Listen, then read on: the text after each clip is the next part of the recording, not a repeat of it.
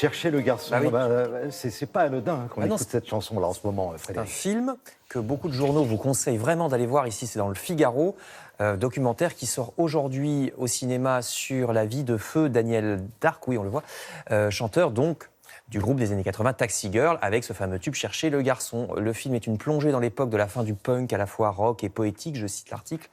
Même si Daniel Dark eut encore une victoire de la musique en 2004, on découvre, dit le Figaro, un Paris des années 80 qui n'existe plus, avec des disquaires rock, par exemple. Aussi, hélas, une génération qui se foutait en l'air avec la drogue. Détail aussi important dans ce film, le grain des images, leur imperfection qui nous change du numérique un peu plat d'aujourd'hui, dit le journal, puisqu'évidemment, les images du film sont repiquées depuis des bandes VHS ou même des pellicules de caméras Super 8. Vous vous rappelez de ça, hein, ces petites caméras amateurs, avant même les caméscopes, avec une pellicule qu'il fallait développer, qui donne un charme fou à ce film. Je cite le Figaro, ça s'appelle Pieces of My Life et ça sort aujourd'hui. Et justement, le même Figaro s'interroge sur notre addiction aujourd'hui à d'autres images qui n'ont pas le grain poétique dont je viens de parler, mais qu'on consomme au contraire à toute vitesse. Nos enfants et nous-mêmes sommes tellement accros à nos écrans que ça devient, regardez, un marché florissant que de nous désintoxiquer. Aux USA, on dépense des fortunes pour réapprendre à lire, à faire de la peinture, faire de la peinture, des jeux de société avec les mômes, courir dans un parc et faire de la corde à sauter. Je vous jure, hein, c'est vraiment ce que dit l'article.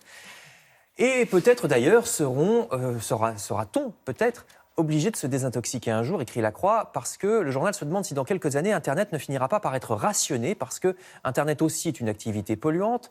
Alors Lacroix imagine qu'une loi du 1er janvier 2030 limite toutes nos connexions, Internet, mobiles ou fixes, à un certain volume, parce que chaque fois qu'on se connecte sur Internet, ça fait tourner des serveurs, des gros ordinateurs quelque part dans des sous-sols qui chauffent, qui consomment de l'électricité. Donc on verra si on arrive un jour à une loi de rationnement.